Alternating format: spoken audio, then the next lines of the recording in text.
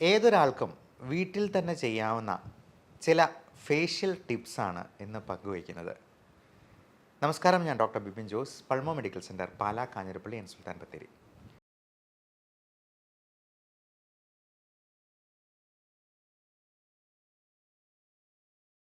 നമ്മൾ ഒരു ബ്യൂട്ടി പാർലറിലോ സലൂണിലോ ഒക്കെ പോയി ഫേഷ്യൽ ചെയ്യുമ്പോഴത്തേക്കും 2000-3000 രൂപ ചിലവാകും. ഇപ്പോൾ പലതരത്തിലുള്ള ഫേഷ്യലുണ്ട്. ഗോൾഡ് ഫേഷ്യൽ, പപ്പായ ഫേഷ്യൽ, ഹൈഡ്ര ഫേഷ്യൽ എന്നൊക്കെ പറഞ്ഞ്. ഫേഷ്യൽ ചെയ്യുന്നത് നല്ലതാണ്. അതിൽ പല പല ലെയറായിട്ട് പല സ്റ്റെപ്സായിട്ട് നമ്മൾ പല കാര്യങ്ങൾ ചെയ്യുന്നുണ്ട്. ആദ്യമേ തന്നെ അവരൊരു ക്ലെൻസിങ് മിൽക്ക് അപ്ലൈ ചെയ്യും, നല്ലപോലെ ഒന്ന് ക്ലെൻസ് ചെയ്തെടുക്കും. അപ്പോൾ ഈ ക്ലെൻസിങ് മിൽക്കിന് പകരം നമുക്ക് വീട്ടിൽ തന്നെ ചെയ്യാവുന്നത് പുളിച്ച തൈര് വെച്ചിട്ട് നന്നായിട്ട് ക്ലെൻസ് ചെയ്തെടുക്കുക എന്നുള്ളതാണ്. ഈ പുളിച്ച തൈരിനൊരു പ്രത്യേകതയുണ്ട്.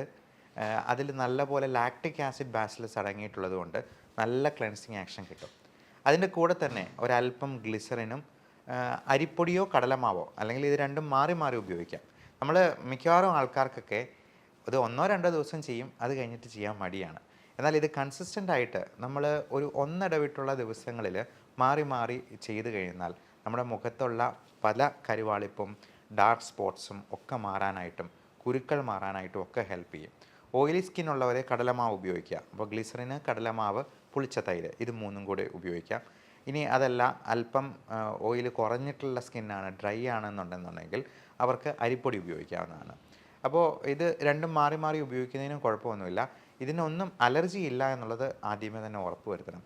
ചിലർക്ക് തൈരിന് പോലും അലർജി ഉണ്ട്, പാലിന് അലർജി ഉള്ളവരുണ്ട്. അപ്പോൾ ഇങ്ങനെയുള്ളവരൊക്കെ IG ലെവൽ ഒന്ന് ചെക്ക് ചെയ്ത് നോക്കണം.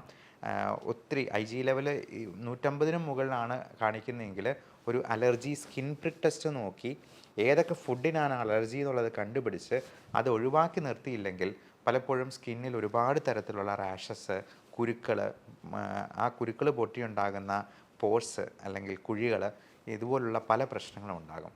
അതുപോലെ മെലാസ്മ, കരിമംഗല്യം പോലുള്ള പ്രശ്നങ്ങൾ, പിഗ്മെൻറ്റേഷനൊക്കെ ഉണ്ടാകും. അപ്പോൾ നമ്മൾ ഈ ഫേഷ്യലൊക്കെ ചെയ്യുമ്പോൾ, പ്രത്യേകിച്ചും ഹൈഡ്രാ ഫേഷ്യലൊക്കെ ഇതുപോലെ ഇങ്ങനെ പല സ്റ്റെപ്സായിട്ടാണ് ചെയ്യുന്നത്. ആദ്യം ക്ലെൻസിങ് ചെയ്യും, രണ്ടാമത് നല്ലതായിട്ട് ഒരു മസാജിങ് ഉണ്ടാകും. അപ്പോൾ അതിന് മസാജിങ്ങിന് അവരുടെ തന്നെ ആയിട്ടുള്ള ഒരു ക്രീമുണ്ട്. അപ്പോൾ നമുക്ക് മസാജിങ്ങിന് പകരം നമുക്ക് ഉപയോഗിക്കാവുന്ന ഒരു നൈറ്റ് ക്രീം ഞാൻ പറയാം. അതിനും ഗ്ലിസറിൻ ഒരു പ്രധാനപ്പെട്ട ചേരുവയാണ്. ഗ്ലിസറിനും റോസ് വാട്ടറും ചേർത്തിട്ട് നമുക്ക് നല്ലപോലെ മസാജ് ചെയ്ത് എടുക്കാവുന്നതാണ്. ഇനി നൈറ്റ് ക്രീമായിട്ട് ഉപയോഗിക്കാനാണെങ്കിൽ ഗ്ലിസറിനും അലോവേറയുടെ ജെല്ല് നമുക്ക് കടകളിലൊക്കെ വാങ്ങിക്കാൻ കിട്ടും. അതല്ല എന്നുണ്ടെങ്കിൽ നമുക്ക് അലോവേറ വീട്ടിൽ തന്നെ പ്രിപ്പയർ ചെയ്തെടുക്കാവുന്നതാണ് അതിൻ്റെ ജെല്ലായിട്ട്. അതിൻ്റെ കൂടെ വൈറ്റമിൻ ഇയുടെ ക്യാപ്സ്യൂള് നമുക്ക് EVON എന്നൊക്കെയുള്ള പേരിൽ ക്യാപ്സ്യൂൾ കിട്ടും. അത് 800 മില്ലിഗ്രാം, അത് മിക്കവാറും ഈ 400 മില്ലിഗ്രാമിൻ്റെ ക്യാപ്സ്യൂളായിരിക്കും ഉണ്ടാവുക. അത് തന്നെ 2 പൊട്ടിച്ചൊഴിക്കുക. എന്നിട്ട് ആവശ്യത്തിന് അലോവേറയും ഗ്ലിസറിനും കൂടെ ചേർക്കുക. ഇത് നമുക്ക് നൈറ്റ് ക്രീമായിട്ട് അപ്ലൈ ചെയ്യാം, മസാജ് ചെയ്യാനായിട്ട് ഉപയോഗിക്കാം. ഇനി മൂന്നാമത്തെ സ്റ്റെപ്പിൽ അവർ ഉപയോഗിക്കുന്ന ഒരു സ്ക്രബ് ചെയ്യാൻ ഉള്ള ഒരു സാധനമാണ്. അപ്പോൾ സ്ക്രബിങ്ങിന് നമുക്ക് വീട്ടിൽ തന്നെ ഉപയോഗിക്കാവുന്നത് ഞാൻ നേരത്തെ പറഞ്ഞ കടലമാവും ഈ പുളിച്ച തൈരും ചേർന്നിട്ടുള്ള സ്ക്രബിങ് തന്നെയാണ്. അപ്പം ഈ ഫേഷ്യലിൻ്റെ സ്റ്റെപ്സ് തന്നെ നമുക്ക് നമ്മുടെ വീട്ടിൽ തന്നെ ചേരുവകൾ ഉപയോഗിച്ച് ചെയ്യാവുന്ന കാര്യങ്ങളാണ് ഞാൻ ഈ പറഞ്ഞിട്ടുള്ളത്. അതുകൂടാതെ നമുക്ക് ഈ ഹൈഡ്രാ ഫേഷ്യലിലുള്ള സ്റ്റെപ്സിൽ പലതരത്തിലുള്ള ബ്ലീച്ചിങ് ഉണ്ട്, ഫേഷ്യലുണ്ട്. അതേപോലെ ഈ ജെല്ല് തേച്ചിട്ട് അവർ അതിന് ശേഷം ഒന്ന് മസാജ് ചെയ്യും. ഏറ്റവും ഒടുവിൽ അവർ സൺസ്ക്രീനും കൂടി അപ്ലൈ ചെയ്തിട്ടാണ് ആ ഫേഷ്യൽ എന്ന് പറയുന്ന ആ പ്രൊസീജിയർ കംപ്ലീറ്റ് ചെയ്യുന്നത്. ഈ ഹൈഡ്രാ ഫേഷ്യലിൽ അവർ കുറച്ച് UV റൈറ്റ്, ഒരു ഫോട്ടോ തെറാപ്പിയും കൊണ്ട് നമ്മളെ ഈ തേച്ച് വെച്ചിരിക്കുന്ന ക്രീമുകളും അതുപോലെ മെഡിസിൻസും, നമുക്ക് മെഡിസിനൽ ഹൈഡ്രാ ഫേഷ്യൽ പോലും ചെയ്യാവുന്നതാണ്. മെഡിസിൻസ് വെച്ച് തേച്ച് പിടിപ്പിച്ചിട്ട് ഈ ഫോട്ടോ തെറാപ്പി കൊണ്ട് നമുക്ക് കുറച്ച് ഒന്ന് ഇഞ്ചക്റ്റ് ചെയ്യുന്ന രീതിയിൽ, ഇൻഫ്യൂസ് ചെയ്യുന്ന രീതിയിൽ അല്പം കൂടി സമ്മർദ്ദം, പ്രഷർ ചെലുത്തി നമുക്ക് ഈ ഫേഷ്യൽ ചെയ്യുന്നത് വഴി നമ്മുടെ ഈ ഡെഡ് സെൽസിനെ എല്ലാം ഒന്ന് എക്സ്ഫോലിയേറ്റ് ചെയ്തെടുക്കാനും അത് പുറത്തേക്ക് എടുത്ത് മാറ്റാനും ഹെൽപ്പ് ചെയ്യും. അതുവഴി നമുക്ക് നമ്മുടെ സ്കിന്നിന് ഒരു കൂടുതൽ ബ്രൈറ്റനിങ് സെൻസേഷൻ വരും. കൂടാതെ ഈ സ്കിന്ന് കൂടുതൽ പിഗ്മെൻറ്റേഷനോ അല്ലെങ്കിൽ ഡാർക്ക് സ്പോട്ട്സോ ഒക്കെ ഉണ്ടെന്നുണ്ടെങ്കിൽ അതിൽ നിന്ന് ഒരു മാറ്റം, അത് പെട്ടെന്നല്ല, അത് 4 ആഴ്ച കൂടുമ്പോൾ റിപ്പീറ്റ് ചെയ്യുന്നത് വഴി നമുക്ക് ഇത് എല്ലാം അപ്ലൈ ചെയ്തിട്ട് ഹൈഡ്രാ ഫേഷ്യലും കഴിഞ്ഞ് നേരെ വെയിലത്തോട്ട് ഇറങ്ങി കഴിഞ്ഞിട്ടുണ്ടെങ്കിൽ അതിൻ്റെ എഫക്റ്റ് എല്ലാം 2 ദിവസത്തിനുള്ളിൽ തന്നെ മാറി മറിയും എന്നുള്ളതും പ്രത്യേകം ഓർക്കണം.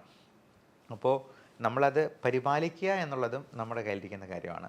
ഇതിനോടൊപ്പം തന്നെ ആവശ്യമായിട്ടുള്ള ന്യൂട്രീഷണൽ തെറാപ്പി കൂടി എടുക്കുകയാണ്. പ്രത്യേകിച്ചും ഇപ്പോൾ പലതരത്തിലുള്ള സപ്ലിമെൻറ്റ്സും നമുക്ക് അവൈലബിൾ ആണ്. അത് ഡോക്ടറുടെ ഹെൽപ്പോട് കൂടി തന്നെ ഗ്ലൂട്ടാത്തയോൺ, കൊളാജൻ, ഹയലുറോണിക് ആസിഡ് തുടങ്ങിയ സപ്ലിമെൻറ്റ്സും കൂടി ഇതിൻ്റെ കൂടെ എടുക്കുക. കൂടാതെ ഇതിന് നമ്മളെ ഹെൽപ്പ് ചെയ്യുന്ന vitamin A, vitamin C, vitamin D3, zinc തുടങ്ങിയ മിനറൽസും സപ്ലിമെൻറ്റ് ചെയ്യുക. വൈറ്റമിൻ ഇ ആൻഡ് ഒമേഗ പോലുള്ള സപ്ലിമെൻറ്റ്സ് എടുക്കുക തുടങ്ങിയവ വഴി നമുക്ക് ഒരുപാട് നമ്മുടെ മുഖത്തിൻ്റെ ആ ഒരു കാന്തി വർദ്ധിപ്പിക്കാനായിട്ട് സഹായിക്കും. പണ്ട് ഫെയർനെസ് കൂട്ടാൻ എന്ന് പറഞ്ഞ് ഒരു ക്രീമിൻ്റെ കാര്യം പറഞ്ഞിരുന്നു. പക്ഷേ ഈ വെളുപ്പ് എന്ന് പറയുന്നത് കറുപ്പിലും വെളുപ്പിലും അല്ല സൗന്ദര്യം എന്നുള്ളതുകൊണ്ട് വെളുപ്പ് എന്ന് പറഞ്ഞു കഴിഞ്ഞാൽ തന്നെ പഞ്ഞിക്കിടുന്ന ഒരവസ്ഥ ഉണ്ടായി. അതുകൊണ്ട് വെളുപ്പ് എന്ന് പറയുന്നില്ല, ആ മുഖത്തിൻ്റെ കാന്തി, ആ ഗ്ലോ ഒന്ന് കൂട്ടാനായിട്ട് ഹെൽപ്പ് ചെയ്യുന്ന കാര്യങ്ങളാണ് ഈ പറഞ്ഞിട്ടുള്ളത്. അതുപോലെ നമുക്ക് അറിയാം, മഞ്ഞൾ എന്ന് പറയുന്ന സാധനം പണ്ടൊക്കെ സ്ത്രീകൾ അവരുടെ ദേഹത്തൊക്കെ തേച്ച് പിടിപ്പിച്ചിട്ട് കുളിക്കുന്ന ഒരു രീതി ഉണ്ടായിരുന്നു. നമുക്ക് ഈ മഞ്ഞൾ, കുർക്കുമിൻ എന്ന് പറയുന്നതാണ് അതിൻ്റെ ആക്റ്റീവ് ഇൻഗ്രീഡിയൻറ്റ്. ഈ മഞ്ഞളുടെ ഏറ്റവും നല്ല ആക്റ്റീവ് ഇൻഗ്രീഡിയൻറ്റ് നമുക്ക് കോഫിക്ക് പകരമായിട്ട് ഈ കുർഫി എന്ന പേരിൽ നമുക്ക് ഇപ്പോൾ അവൈലബിൾ ആണ്. കുർക്കുമിൻ കോഫി എന്ന് പറയും. ഈ കുർക്കുമിനും ഇതിൻ്റെ ഗ്രീൻ കോഫി എക്സ്ട്രാക്റ്റും കൂടി ഒരു നാനോ ടെക്നോളജി വഴി ഇത് കമ്പൈൻ ചെയ്ത് നല്ല ഡെലീഷ്യസ് ആയിട്ടുള്ള കോഫി ആയിട്ട് നമുക്ക് ദിവസം 2-3 കപ്പ് കുടിക്കുന്നത് വഴി നമുക്ക് ആവശ്യമായിട്ടുള്ള ആൻറ്റി ഓക്സിഡൻസ് കിട്ടും. അതുവഴി ഉണ്ടാകുന്ന നമ്മുടെ സ്കിന്നിൻ്റെ ബെനിഫിറ്റ്സും സ്കിന്നിനും ഹെയറിനും ഒക്കെ അത് കൂടുതൽ ഗുണം ചെയ്യുകയും ചെയ്യും. മാത്രമല്ല നമുക്ക് ആവശ്യമായിട്ടുള്ള വൈറ്റമിൻസും ന്യൂട്രിയൻസും കൂടി നമ്മൾ ഇതിനോടൊപ്പം ചിലപ്പോൾ ടാബ്ലറ്റ് ഫോമിലും കൂടി ഡോക്ടർ നിർദ്ദേശിച്ചേക്കാം ഇതിന് സപ്ലിമെൻറ്റ് ചെയ്യാൻ. പലപ്പോഴും ഈ മെലാസ്മ, കരിമംഗല്യം പോലുള്ള പ്രശ്നങ്ങൾക്ക് മാനസിക സമ്മർദ്ദങ്ങൾ, മെൻ്റൽ സ്ട്രെസ് ഒരു വലിയ കാരണമാണ്. അപ്പോൾ സ്ട്രെസ്സ് കുറയ്ക്കാനായിട്ടുള്ള കാര്യങ്ങളും നല്ല ഉറക്കവും ഇതിന് വളരെ പ്രധാനപ്പെട്ട ഒരു കാര്യമാണ്. ഈ കണ്ണിന് ചുറ്റും കറുപ്പ് നിറം വരാനായിട്ടും ഈ സ്ട്രെസ്സും ഉറക്കമില്ലായ്മയും ഒരു വലിയ കാരണമായി മാറാറുണ്ട്. അതുകൊണ്ട് നല്ല ഉറക്കമുണ്ടാകേണ്ടത് വളരെ അത്യാവശ്യമാണ്. ഇനി ഡിപ്രഷൻ, ആങ്സൈറ്റി പോലുള്ള പ്രശ്നങ്ങളുണ്ടെങ്കിൽ അതിനും കൂടി നമ്മൾ കൺകറൻ്റായിട്ട് ഒരു ട്രീറ്റ്മെൻറ്റ് കൊടുത്തെന്നാൽ മാത്രമേ ഈ പ്രശ്നങ്ങൾക്ക് ശാശ്വതമായൊരു പരിഹാരമാകത്തുള്ളൂ. പ്രത്യേകിച്ചും കരിമംഗല്യം അഥവാ മെലാസ്മ എന്ന് പറയുന്ന സംഗതി സ്ത്രീകളിലാണ് കൂടുതലായിട്ടും കണ്ടുവരും. 30-40 വയസ്സൊക്കെ കഴിയുമ്പോൾ, മെനോപോസിനോട് അടുക്കുമ്പോൾ അവരുടെ ഓവ്യുലേഷൻ ഒക്കെ നിൽക്കുന്ന ഒരവസ്ഥയിൽ അവരുടെ ഹോർമോണൽ ഇംബാലൻസും ഇതിന് പ്രധാനപ്പെട്ട ഒരു കാരണമാണ്. അതുപോലെ തന്നെ PCOD, ഫാറ്റി ലിവർ, ഡയബറ്റിസ് തുടങ്ങിയുള്ള ലൈഫ് സ്റ്റൈൽ ഡിസീസസും അമിതവണ്ണവുമൊക്കെ ഈ കഴുത്തിന് ചുറ്റുമുള്ള കറുത്ത പിഗ്മെൻറ്റേഷനായിട്ട്, കണ്ണിന് ചുറ്റുമുള്ള കറുപ്പ് നിറമായിട്ട്, മുഖത്ത് ഈ ടാറ് തേച്ച് പിടിപ്പിച്ചിരിക്കുന്നത് പോലുള്ള കറുപ്പ് നിറമായിട്ട് ഒക്കെ വരാൻ സാധ്യതയുണ്ട്. അപ്പോൾ ഇത്തരത്തിലുള്ള അസുഖങ്ങളെയെല്ലാം കൂടെ തന്നെ ട്രീറ്റ് ചെയ്തെന്നാൽ മാത്രമേ ഇതിന് ശാശ്വതമായ ഒരു പരിഹാര മാർഗമായി പരിണമിക്കുകയുള്ളൂ. അതല്ല എന്നുണ്ടെങ്കിൽ നമ്മുടെ സ്കിൻ ഡിസീസസ്, പലപ്പോഴും ഈ സ്കിന്നിൽ വരുന്ന അലർജി പ്രോബ്ലംസ് പോലും, എക്സിമ എന്ന് പറയുന്ന കണ്ടീഷൻ പോലും നമ്മുടെ മെൻ്റൽ സ്ട്രെസ് കൊണ്ട് ഒത്തിരി കൂടുതലാകും.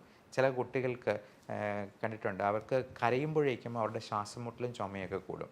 ഈ അലർജി കൊണ്ടാണ് ശ്വാസം മുട്ടലും ആസ്മയും ഉണ്ടാകുന്നത്.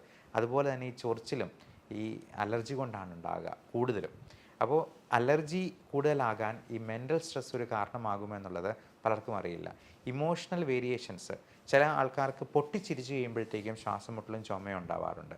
അപ്പോൾ ഇതിനെയെല്ലാം വളരെ ഡയറക്റ്റായിട്ട് തന്നെ ഇൻഫ്ലുവൻസ് ചെയ്യുന്ന ഒരു കണ്ടീഷനാണ് മെൻ്റൽ സ്ട്രെസ് അല്ലെങ്കിൽ ഇമോഷണൽ വേരിയേഷൻസ്. അതിനെയും നമ്മൾ ട്രീറ്റ് ചെയ്ത് തന്നെ മാറ്റേണ്ടതുണ്ടെങ്കിൽ അതിന് ഒട്ടും വൈമുഖ്യം കാണിച്ചിരിക്കേണ്ടതില്ല എന്നുള്ളതും പ്രത്യേകം ഓർമ്മിപ്പിക്കുന്നു. എല്ലാവർക്കും നല്ല ശാരീരിക മാനസിക ആരോഗ്യവും സൗന്ദര്യവും ആശംസിക്കുന്നു. Love and regards, doctor Bibin Jose, Pulmo medical centre, Pala, Kanjirappally and Sulthan Bathery.